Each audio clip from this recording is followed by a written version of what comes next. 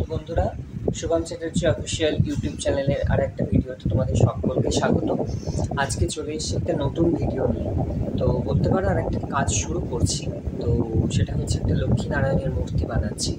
তো এটা পুজো হবে সেই পূজাগুড়ি পূর্ণিমাতে, তো আমি একটু আগে থেকেই করে দিচ্ছি আমার কাজের সুবিধার্থে।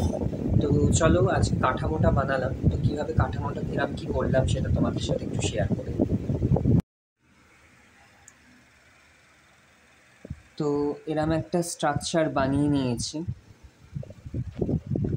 আর এই যে পোর্শনটা দেখছো, এটা পুরোটা একটা বোর্ড, শক্ত পিচ বোর্ড। তো সেটা দিয়ে করে নিয়েছি। আমি আর একবার পিছন থেকে দেখাই। এইভাবে জয়েন্ট করলাম, পিছনে দুটো সাপোর্ট দিয়ে দিয়েছি যাতে কিছু সামনের দিকে হেলে না যায়। এই পোর্শনটার সাথে সিংহাসনটা অ্যাড করা আছে।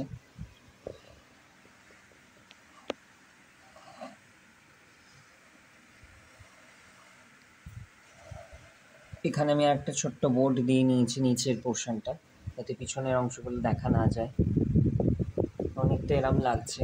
এবং কাঠটাকে কেটেছি যে সেভ করে, সেটা হচ্ছে এই গ্রাইন্ডার মেশিন আছে, গ্রাইন্ডার দিয়ে কাটা হয়েছে।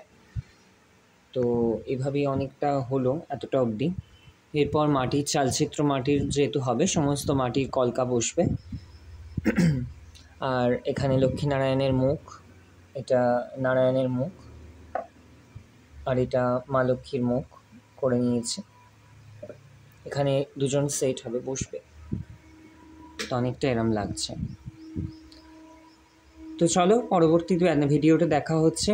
আপাতত এতটাই থাক, এবং এরপরে যে মাটির কাজটা করব সেটা নিয়ে আমি আবার নতুন আর একটা ভিডিও করব। তো চলো, টাটা।